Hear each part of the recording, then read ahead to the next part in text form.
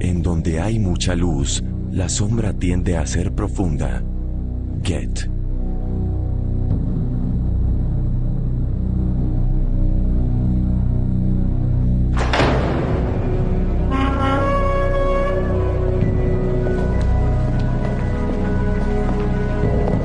Hoy, alrededor del mundo, hay más de 4 millones de personas involucradas en la masonería.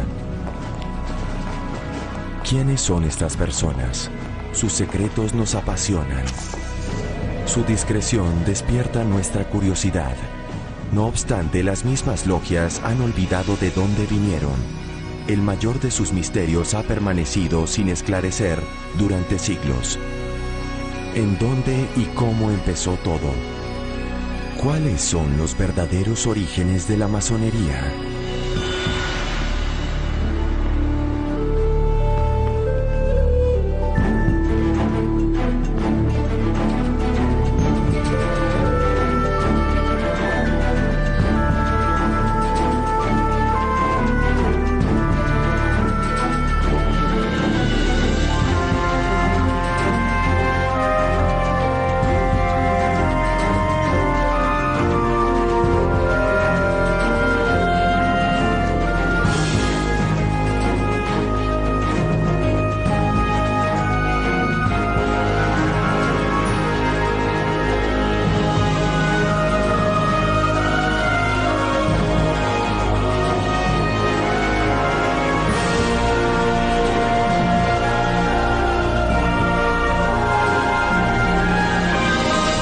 Masonería, secta de poder. Una investigación de los orígenes de la masonería.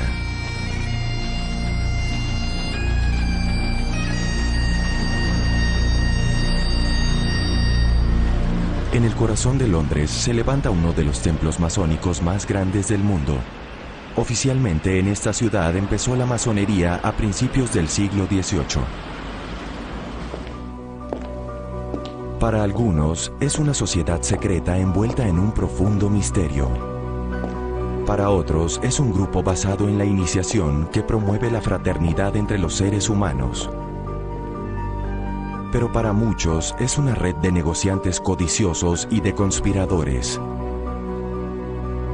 Los masones cultivan el misterio que a su vez levanta sospechas.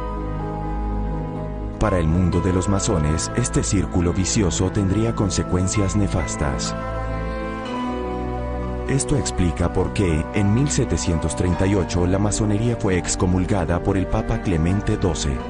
Sería el comienzo de una larga serie de condenas a los masones y sus secretos.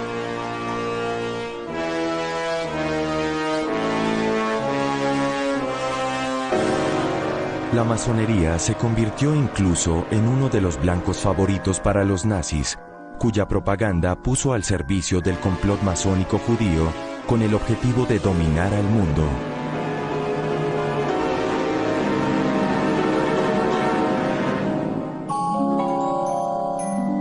Este contexto de sospecha explica la percepción de una imagen caótica de la masonería. Caballeros templarios, rosacruces, alquimistas y otras tradiciones místicas se usan como teorías comunes de los orígenes de la masonería.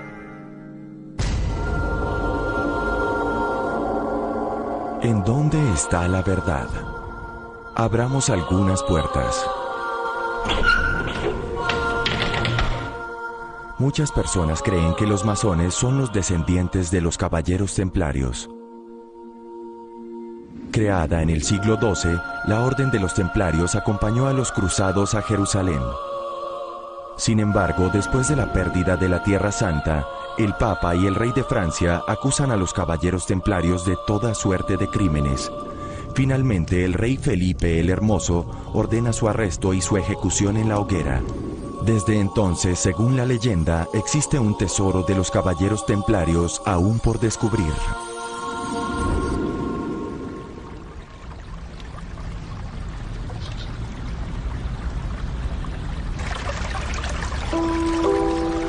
Cinco siglos después, en Francia, un masón escribió un discurso, cuya fama perdura, que expuso por primera vez la teoría de los caballeros templarios. ¿Es este el hombre que está en el origen de esta leyenda? Este es el hombre a quien llaman Caballero Ramsay, Andrew Ramsay, orador de la Gran Logia de Francia. Por ser orador, se esperaba que preparara conferencias para ser dictadas a los masones. El caballero Ramsay es escocés, huyó de las guerras religiosas en su país y se exilió en Francia. El miedo hace que el pueblo se disperse. Esta es nuestra historia.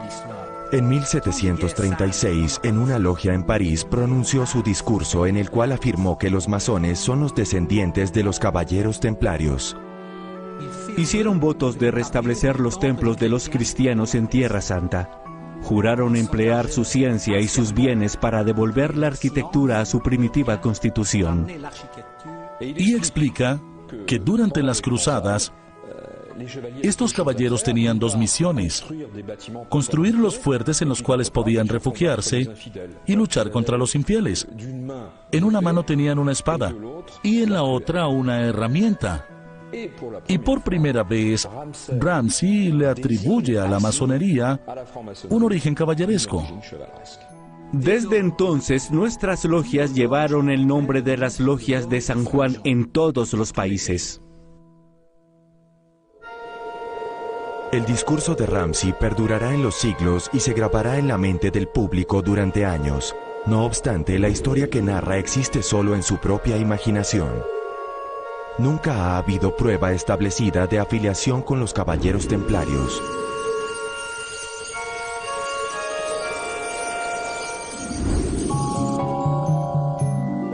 Lo mismo ocurre con todas las otras tradiciones esotéricas con las cuales se ha relacionado la masonería. Una vez fundada la masonería, con su artesanía, grados y rituales básicos, a mucha gente le pareció divertida.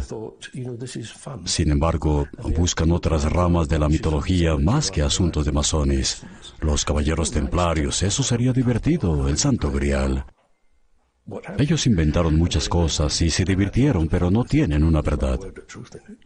En realidad la masonería no tiene nada original. Nos facilitan todo de diferentes lugares. Nuestro simbolismo lo pedimos prestado de los masones operativos al usar sus herramientas. Nos prestan el simbolismo religioso. Es la forma como lo usamos y como lo interpretamos lo que lo hace masónico. Los masones fueron exitosos en hacer muy relevantes los tiempos en los cuales vivían, los tiempos modernos de finales del siglo XVII y comienzos del XVIII, esos conocimientos antiguos míticos y herméticos. Lograron unir la ilustración y lo mítico y producir una hermandad que atrajo a hombres de todos los estamentos. La masonería entonces no proviene de los caballeros templarios. La pregunta, por lo tanto, subsiste: ¿de dónde viene? ¿Se origina, como muchos suponen, del patrimonio de quienes construyeron las catedrales? Hay un detalle insistente que defiende esta teoría. Las herramientas simbólicas usadas por los masones, tales como la escuadra y el compás, usadas por los constructores de las catedrales, ¿son los picapedreros de la Edad Media los antecesores de los masones modernos? Para un picapedrero, los proyectos de edificaciones de piedra eran escasos. Debía ir en busca de trabajo.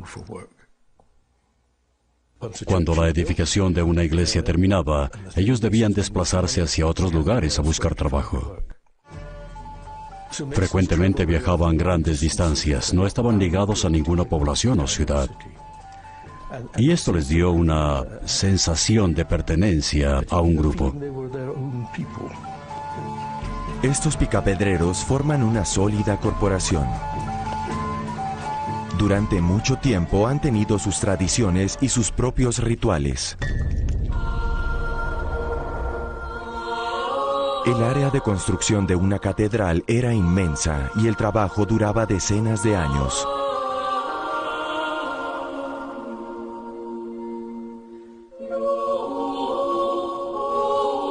Al lado norte de la edificación, los picapedreros construían un refugio de madera que permanecía en pie hasta que terminaban la obra.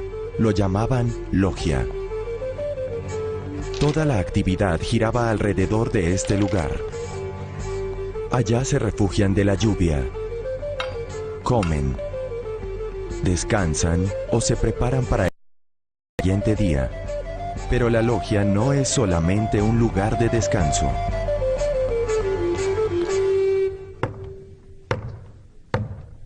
Cuando cae la noche, los masones dejan de lado sus herramientas y practican sus rituales, tal como la bienvenida a un joven aprendiz.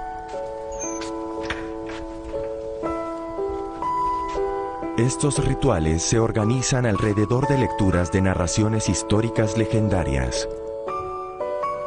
Estos manuscritos que se leen en la logia se conocen como los antiguos cargos. En el nombre del Padre. Amén. Amén. El capítulo 12 del Génesis narra cómo llegó Abraham a la tierra de Canaán. Nuestro Señor se le apareció y le dijo: yo daré esta tierra a tu descendencia. Entonces hubo hambre en aquella región. Contienen la historia y los mitos de los masones, retrocediendo hasta la creación, resaltando su importancia, su descendencia de personas de noble cuna. Son los maestros de la geometría y por lo tanto científicos. Son tanto ideólogos como trabajadores. Y mientras duró la escasez, permaneció allí. Y Abraham, como dice la crónica, era un hombre sabio, un gran doctor. Conocía todas las 7 ciencias y enseñó a los egipcios la geometría. Este digno sabio Euclides fue su alumno y aprendió de él. Ellos le dieron por primera vez el nombre de geometría. Los antiguos cargos de los picapedreros de la Edad Media eran típicamente ingleses. Algunos de estos textos sobrevivieron a lo largo de los siglos. Uno de ellos se conserva en la biblioteca de la Gran Logia Unida de Inglaterra. Este es el manuscrito de la Gran Logia número 1, que es el tercero más antiguo de los manuscritos de los antiguos cargos. Es un rollo de 1 metro con 83 centímetros de largo aproximadamente, con la plegaria a Dios y el comienzo de la historia del arte de los picapedreros. Data de 1588.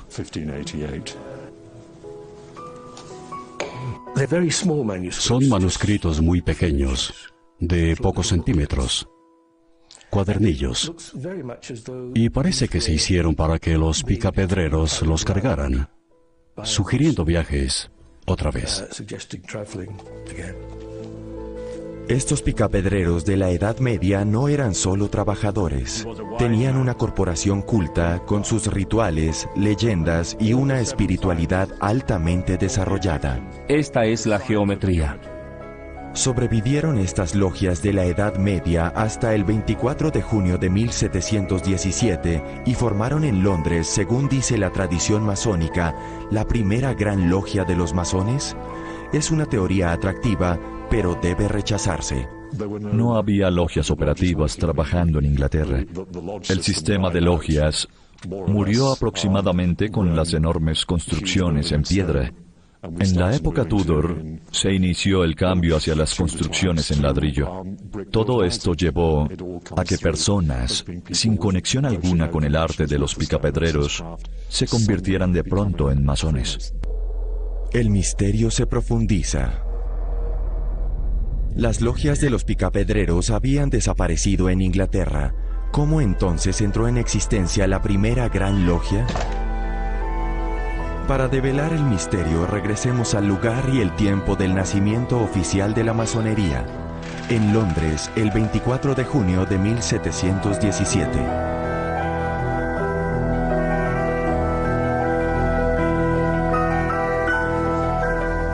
Esa noche en la taberna de Goose and Gridiron, 4 grupos de hombres que se autodenominaban logias decidieron reunirse y crear juntos lo que llamaron la Gran Logia.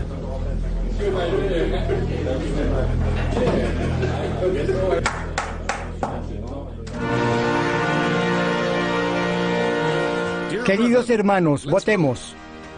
Procedieron a elegir al primer gran maestre de esta gran logia, Anthony Sayer. Felicitaciones. Este evento fue descrito algunos años después por un hombre que se hizo famoso, el pastor James Anderson.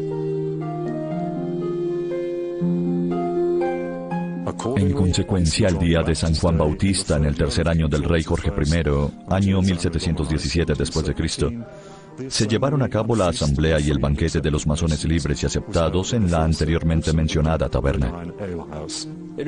Y la paradoja es que este evento del 24 de junio de 1717 es el de la fundación, porque fue la primera vez que se creó una gran logia y que hubo una masonería organizada.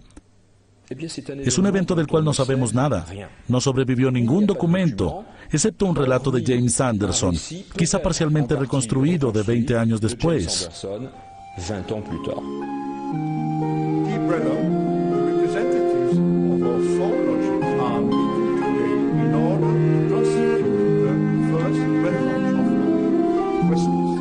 Esto es problemático. No hay prueba de que esta reunión se llevara a cabo ni registro histórico del momento de fundación de la masonería moderna.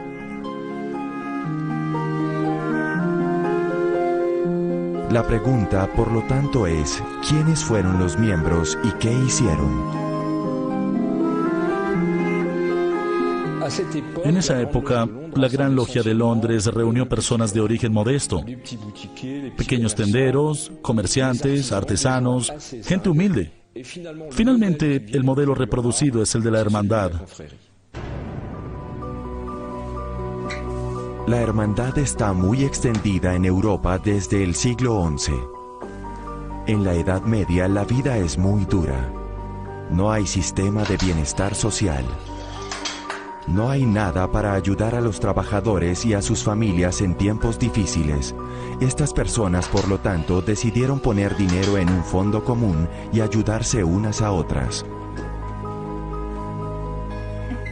En Londres, en 1717, estas pequeñas organizaciones llamadas logias todavía tenían la función de apoyo mutuo.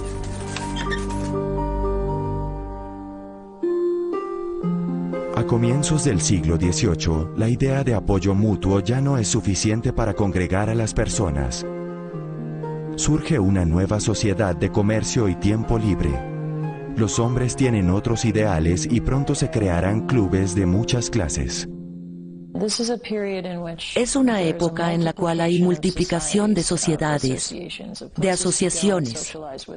Y para mí, este aspecto de homosociabilidad, de socializar con otras personas, es muy importante.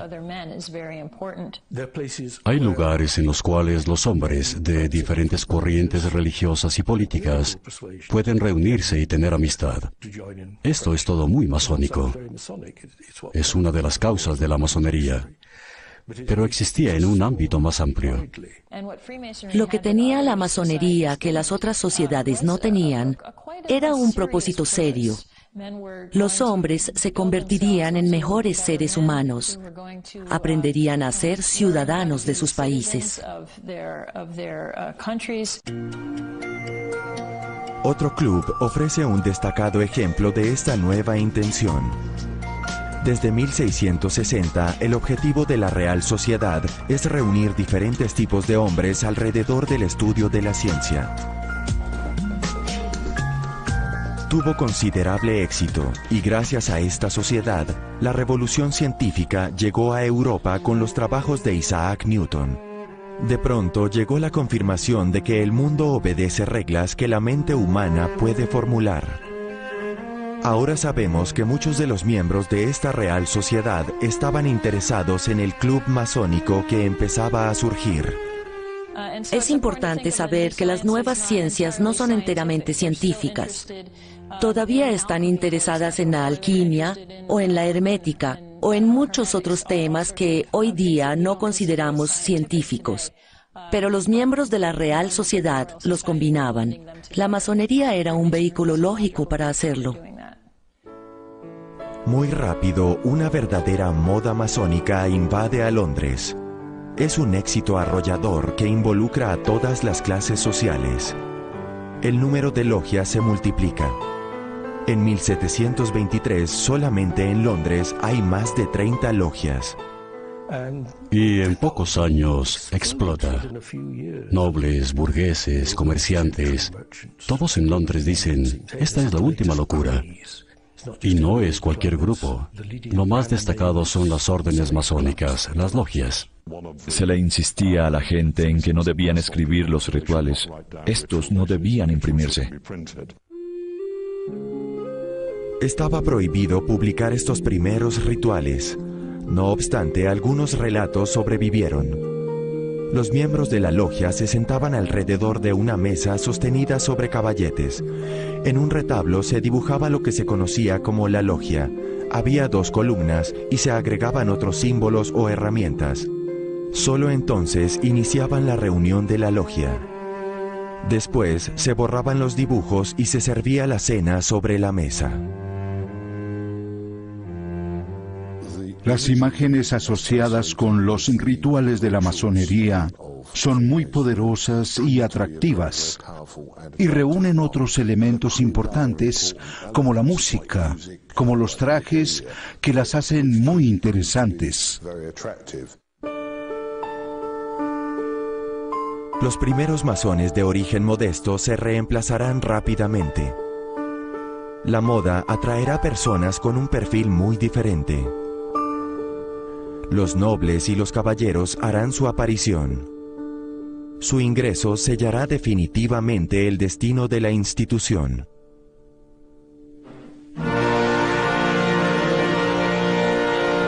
Escasamente 2 años después de su creación, la Gran Logia de Londres y Westminster tiene un nuevo gran maestre, Jean-Théophile Desaguliers. La llegada de Desaguliers es un evento trascendental que quizá no se percibió como tal en ese momento, pero no obstante es una verdadera revolución, porque Desaguliers no era un don nadie. Jean-Théophile Desaguliers salió de Francia con sus padres cuando era niño. Estos protestantes huían de la persecución después de la revocación del Edicto de Nantes. Hará una brillante carrera. Después de estudiar en Oxford, se convertirá en ministro de la Iglesia de Inglaterra, miembro de la Real Sociedad y seguidor de Newton. Toda su vida será un apasionado científico y una de las fuerzas impulsoras de la revolución newtoniana.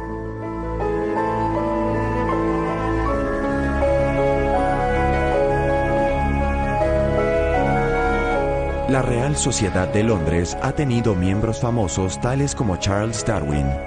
Es la primera organización que incluye la experimentación como centro de la investigación científica. Keith Moore es el guardián de la memoria de la venerable entidad. Desaguliers dejó su sello en la institución. Estaba en el centro de una red de personas interesadas en la ciencia. Pero no solo en la ciencia. Hablaba francés muy bien, latín y dictaba conferencias en 3 idiomas. Por lo tanto, su esfera de contacto no era solo británica, se extendía al continente también. Los trabajos de Desaguliers se conservan meticulosamente en la Real Sociedad. Estos archivos originales dan testimonio del medio científico en el cual vivió y trabajó. Aquí tenemos un informe de algunos de los experimentos de luz y color de Isaac Newton, llevados a cabo por Desaguliers en la Real Sociedad. Desaguliers repetía los experimentos de Newton.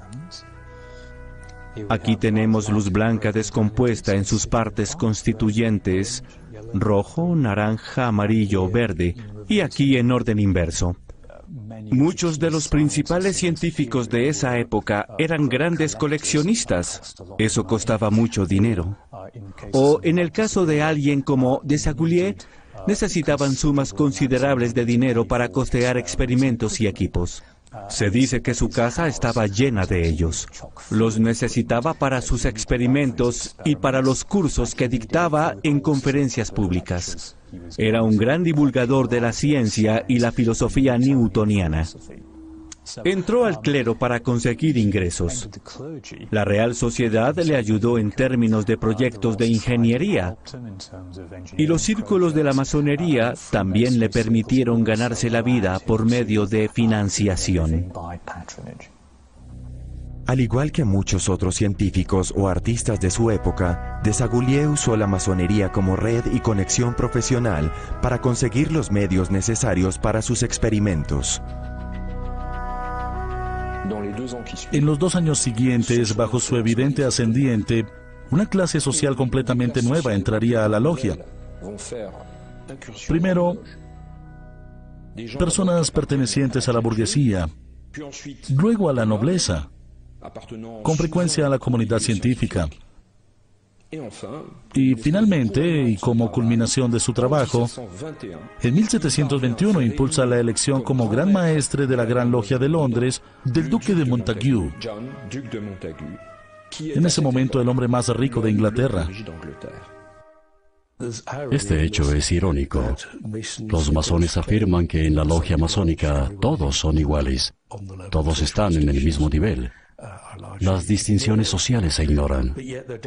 Sin embargo, quieren ser respetables teniendo miembros de la nobleza entre ellos, líderes de jerarquía social. Desaguliers logró esta transformación no solo cambiando a las personas, sino también reorganizando la estructura. En 1721 le encargó a un desconocido pastor escocés, James Anderson, la redacción de Las Constituciones, cuyo propósito era organizar a los masones y su forma de vida. Este pastor vive modestamente. A partir de 1720 enfrenta una serie de contratiempos financieros. Está fuertemente endeudado y su situación es precaria. Para sobrevivir, produce árboles genealógicos por pedido. En estas genealogías, completamente inventadas, crea para sus clientes un linaje famoso y prestigioso. Le pedirán que haga lo mismo para el nuevo club, la Gran Logia. Anderson proporcionará no solamente las reglas, sino también una historia para la nueva institución. Sin embargo, no son las ideas de Anderson las que se expresan, sino las de los dirigentes de la nueva Gran Logia, en particular las de Jean-Théophile Desaguliers. Todo lo que escribía lo revisaba un comité. Estaba autorizado antes de publicarse. Así llegaron a existir las famosas Constituciones de Anderson. Para respaldar sus relatos, Anderson profundizó en las historias de los picapedreros de la Edad Media, incluyendo desde luego los famosos antiguos cargos.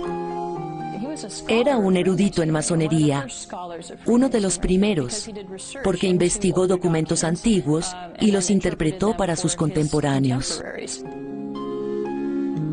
De ese momento en adelante, nos referimos a las Constituciones de Anderson. Quizá fue el texto más importante producido en la masonería. Su influencia fue enorme.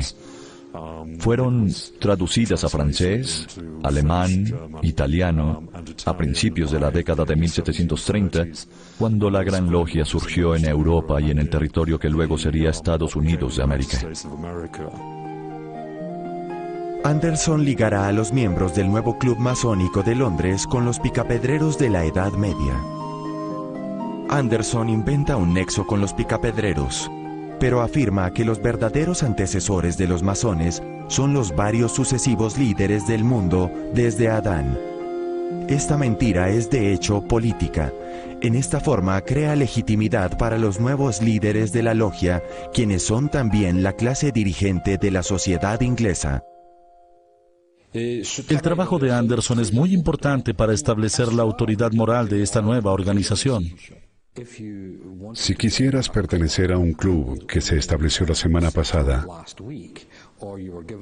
pero te dan la oportunidad de pertenecer a un club establecido hace 1000 años, ¿cuál elegirías? La tendencia natural es elegir el más antiguo, no el más nuevo. Con las reglamentaciones del libro de las constituciones, surge un patrón con Londres como centro y una expansión desde esta ciudad, importando otras logias, estableciéndolas deliberadamente, bajo una estructura centralizada con una cierta cantidad de control. El éxito es tal que las nuevas logias consideran que las tabernas son demasiado pequeñas para su actividad. En poco tiempo construyen sus propios salones de reunión llamados templos. El más antiguo de estos templos lo construyó en 1736 la logia Canongate Kilwinning en Edimburgo.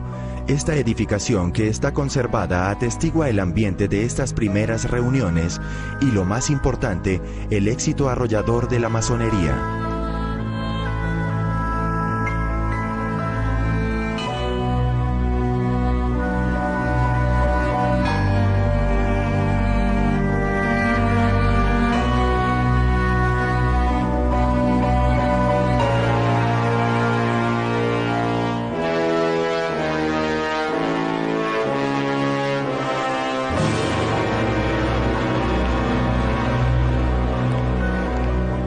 Los artífices de este éxito son un pastor escocés y el hijo de un refugiado francés. Anderson y Desaguliers son ambos extranjeros en este Londres del siglo XVIII. En las calles te tratan como un forastero, un clérigo no conformista, una persona marginal. Una logia masónica proporciona un espacio en el cual te aceptan incondicionalmente como hermano. Cuando Desaguliers pasó por una persecución religiosa, pudo sentirse atraído por esta idea masónica de tolerancia, respeto y fraternidad. Ya lo dice Anderson en sus escritos, la masonería es el centro de unión para reunir a quienes de otra manera hubieran estado siempre a una distancia perpetua. Inglaterra y Escocia se unieron recientemente en un solo reino, después de años de guerra civil, de caos político y religioso. Parece que es posible una paz precaria. Sin embargo, los escoceses no eran muy populares en Inglaterra en ese tiempo. ¿Por qué eligió Desaguliers a un escocés para redactar sus constituciones? La explicación está tal vez en un viaje profesional que Desaguliers hizo a Escocia unos meses atrás. En Edimburgo conoce una misteriosa institución, la logia Capilla de Mary. ¿Era esta una logia masónica igual a las de Londres? Desaguliers encuentra un lugar que usa símbolos de construcción masónicos que le son conocidos. Y lo más importante, parece ser mucho más antigua que cualquiera de las logias inglesas. La logia Capilla de Mary todavía existe y tiene actas de sus reuniones de siglos atrás. Excepcionalmente, Ewan Rutherford y Joseph MacArthur, ambos miembros de esta logia, aceptaron que se filmara por primera vez el informe original que registra la visita de Desaguliers hace 300 años. En este día, el Dr. Jean Théophile Desaguliers, miembro de la Real Sociedad y capellán de Su Excelencia James, Duque de Chandois, antiguo maestre general de las logias masónicas en Inglaterra, estando en la ciudad y deseando tener una conferencia con el diácono guardián y los maestres masones de Edimburgo, solicitó una entrevista que se le concedió. Encontrándolo calificado en todos los aspectos de la masonería, lo recibieron como hermano en su sociedad. Para mí, es evidente que el Dr. Desaguliers, habiendo trabajado en la ciudad de Edimburgo, estaba enterado de la logia y su operación, porque quería entrevistarse con el diácono guardián y los maestres masones de Edimburgo. Quería conocer la logia. Había sido gran maestro de Inglaterra, según decía, pero querían estar seguros. Estoy seguro que para él era un honor visitar la logia de Edimburgo. Él era consciente de su larga existencia y apreciaba la antigüedad de la logia. Decidió que un escocés masón, que presumiblemente había conocido a Anderson en Londres anteriormente, era la mejor elección para redactar las constituciones, porque realmente conocía a fondo todo el tema masónico.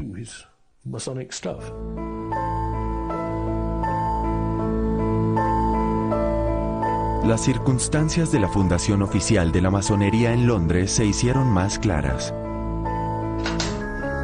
Para empezar, existieron las pequeñas organizaciones de ayuda mutua. Posteriormente, la nobleza y los caballeros interesados en la ciencia y en una búsqueda de dimensión espiritual asumieron el control.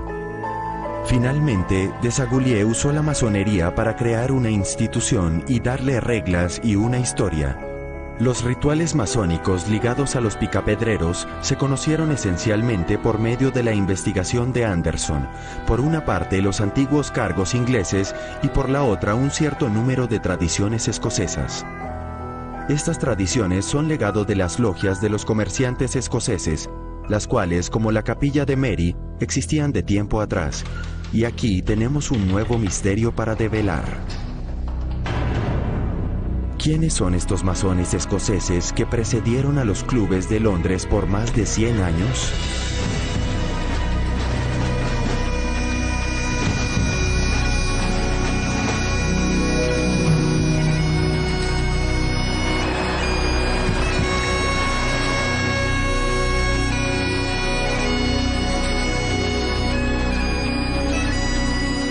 Para poder entender la clave escocesa de los verdaderos orígenes de la masonería, debemos acudir a David Stevenson. Desde hace 25 años estudia los archivos de las logias escocesas, cautivado por el espíritu de estos picapedreros. Miren sus logros. Observen el paisaje medieval. Hay casas domésticas de 2 pisos. Imponentes abadías y catedrales. Logros increíbles.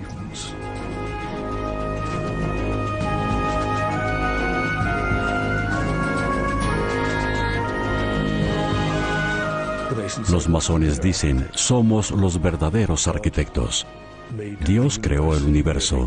Nosotros creamos las edificaciones de Dios sobre la tierra. Él fue constructor. Nosotros también lo somos. Estos picapedreros escoceses conocerán un profundo cambio. Un personaje enigmático provocará una revolución en el gremio. El rey Jaime VI nombra a William Shaw maestro de obras a finales del siglo XVI. En Escocia lo llamamos el padre de la masonería moderna. Y la razón de este apelativo es que sabemos que algo ocurría en el gremio de los picapedreros aquí en Escocia. Llegó William Shaw, el servidor civil, el empleado de la corona, y entonces todo cambió. William Shaw tomará su trabajo muy en serio. Reorganizará las logias escocesas, las cuales hasta entonces no tenían reglamentación. Y para hacerlo en 2 años, escribirá 2 textos fundamentales que llamamos Estatutos de Shaw. Los Estatutos de Shaw son 2 textos legales aprobados en 1598 y 1599 por la Corona de Escocia. Por primera vez, estos textos organizan a los masones escoceses en entidades llamadas logias y los somete a obligaciones administrativas. En Edimburgo, William Shaw le confiere a la logia Capilla de Mary el título de la logia más antigua del país. Ewan Rutherford y Joseph MacArthur están listos para mostrarnos sus más preciosos manuscritos. Estos son los 2 primeros libros de actas de la logia de Edimburgo, Capilla de Mary número 1.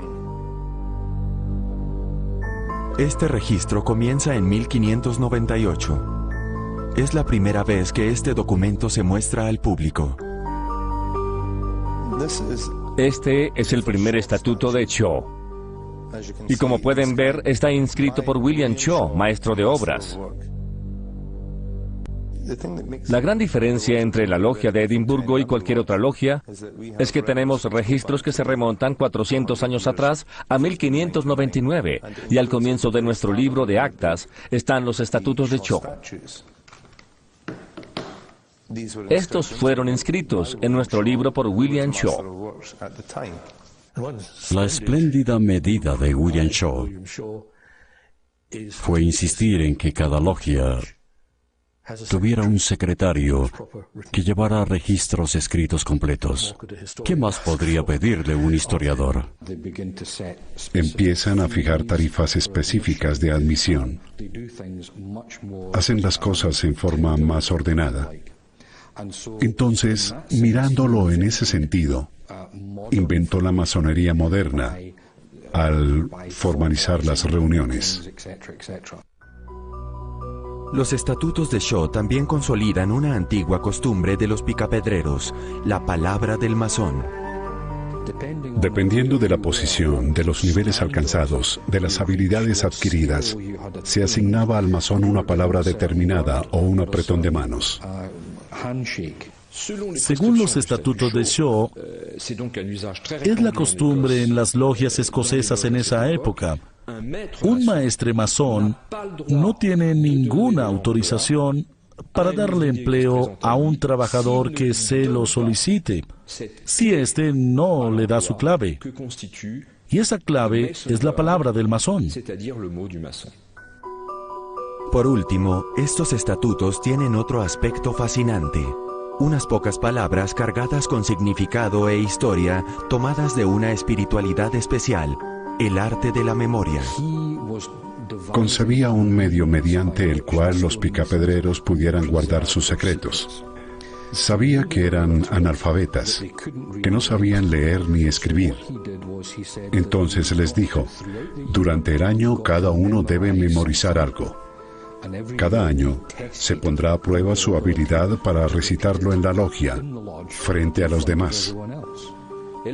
Desde luego, es sorprendente encontrar no solo una alusión, sino una referencia muy evidente al arte de la memoria en un texto cuyo objetivo se supone que es reglamentar el trabajo en las logias masónicas operativas, porque es evidente que con el arte de la memoria aparece de pronto una tradición intelectual muy antigua.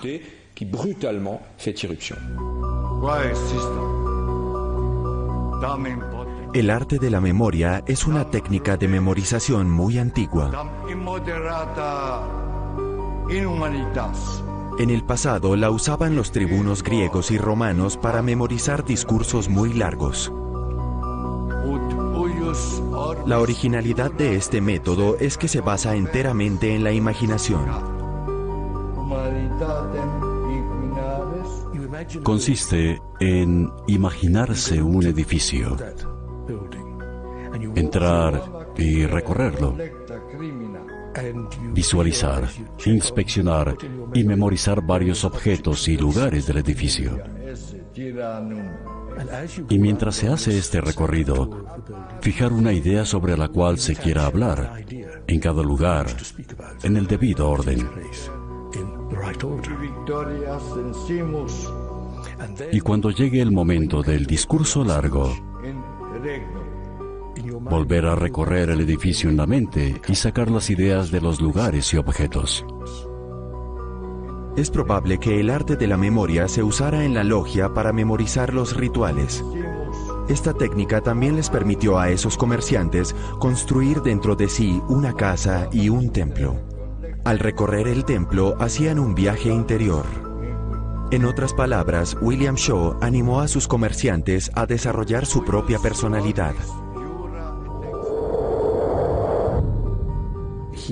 Sabía que había algo en las logias de los picapedreros que valía la pena conservar.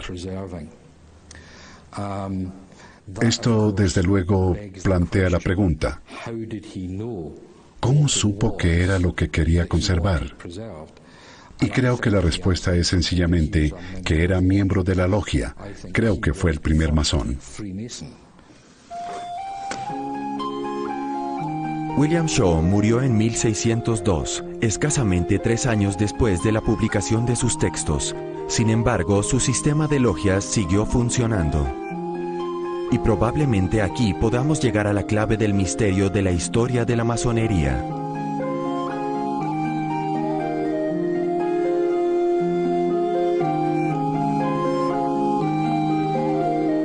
Aparecerá un nuevo fenómeno. Las logias de los picapedreros aceptarán en su seno, de cuando en cuando, hombres que no pertenecen a su orden. A estos recién llegados se les dirá masones caballeros. Los primeros en entrar a estas logias fueron aristócratas que trabajaban con el gobierno y eran responsables de construir palacios y castillos reales y edificaciones similares. Entonces había una conexión entre los picapedreros y estos aristócratas, una conexión de trabajo. Llegaban, hacían su iniciación y nadie volvía a verlos en la logia. No querían pertenecer a la organización, solo tenían curiosidad por los secretos y los rituales. La función de los masones caballeros en la historia de la masonería fue fundamental.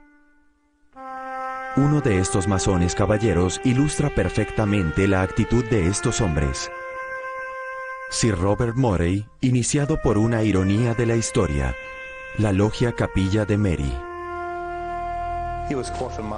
Era intendente general del ejército escocés que sitiaba a Newcastle.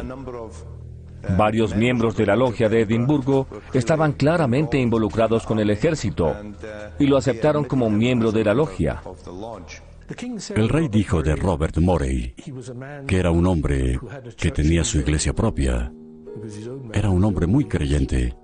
Tenía también una masonería con sus propias creencias. En el momento de su iniciación, Robert Morey recibió una marca de masón, una señal, el pentáculo. La marca de masón es una antigua tradición de los picapedreros. Cada uno debía marcar su piedra para recibir su salario. Morey se identificará con esta marca toda su vida. La usará en documentos y en las cartas que dirige a sus corresponsales. No eligió una marca al azar. Eligió un pentáculo, que es un emblema muy antiguo, con mucho significado simbólico. Aprendió suficiente en esa sola reunión para poder moralizar con su marca de masón por el resto de su vida, sin volver jamás a la logia. Luego se convirtió en la fuerza principal tras la fundación de la Real Sociedad. ¿Puede todo esto atribuirse solo al azar? Encontramos a Robert Morey otra vez en Londres 50 años antes de la creación de la Gran Logia. Y es él quien se convierte en una de las figuras claves de la fundación de la Real Sociedad. Debido a la influencia de Morey con la familia real inglesa, la Real Sociedad obtuvo sus cédulas reales y su nombre. Fue un personaje muy importante desde 1660 en adelante. También se dice que era masón. Su filosofía era, llámese masónica o no, la tolerancia y la igualdad entre los hombres, de todas las clases y creencias. Esto se convirtió en una de las características principales de la Real Sociedad. No se discutía por religión o política, se socializaba y se hablaba de ciencia.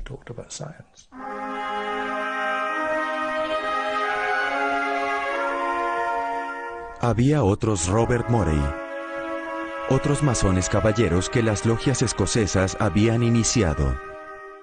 Serían los vectores de una nueva relación de fraternidad, pues algunos de ellos introducirán en la Real Sociedad esta actitud que más adelante caracterizará las primeras órdenes masónicas de Londres. Para mí es un periodo fascinante porque es la gran pregunta que nadie ha contestado aún satisfactoriamente. ¿Por qué lo hicieron? ¿Qué hacían? Creo que la respuesta más cercana es una idea que se ha venido desarrollando durante los últimos 30 o 35 años. Buscaban una manera de salvar la distancia, de resolver las dificultades religiosas y políticas. Querían unir a la gente. ¿Se puede pensar en que estos caballeros y los picapedreros escoceses que los recibieron eran masones? ¿La masonería la inventaron los escoceses en el siglo XVI o los londinenses en 1717?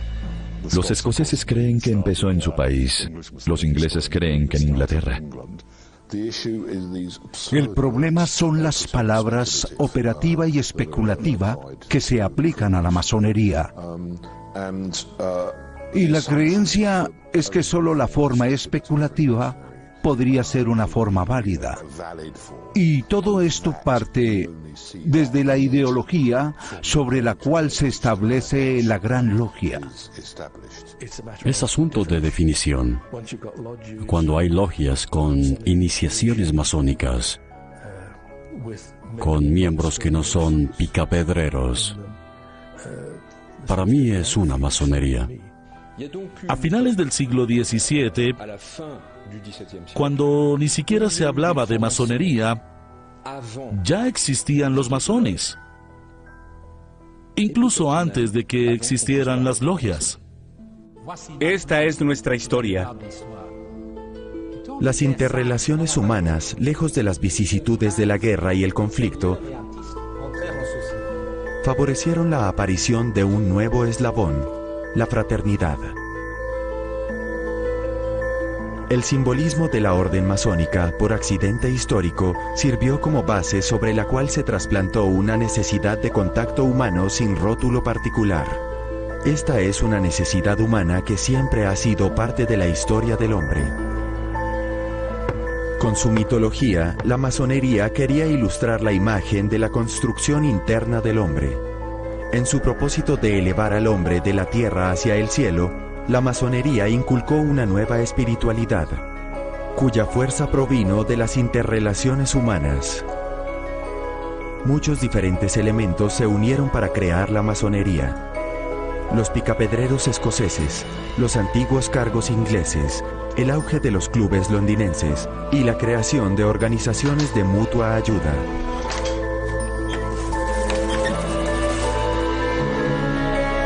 Una élite obsesionada tanto con las interrelaciones humanas como con el progreso científico. Todos estos factores se unieron y se fusionaron para crear una de las partes más fascinantes de la historia humana. Una historia rica, cuya investigación apenas comienza. Una historia que seguirá escribiéndose.